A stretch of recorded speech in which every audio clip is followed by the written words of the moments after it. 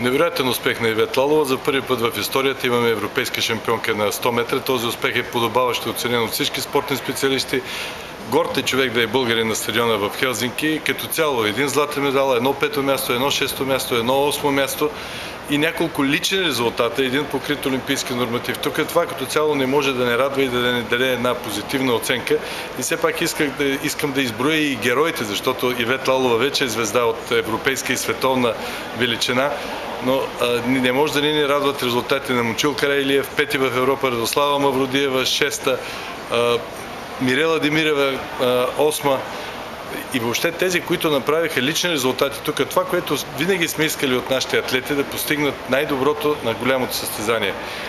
Краси Брайков направи това на 400 метра, Мирела Демирева повтори най-добрия си резултат и влезе в финала, Силвия Дънекова влезе в финала с покрит олимпийски норматив и личен резултат.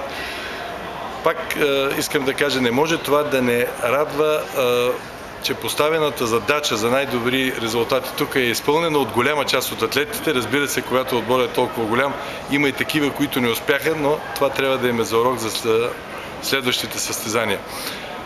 Като цяло, положителна оценка, общо 7 души в финал, едно успешно участие на българските атлети.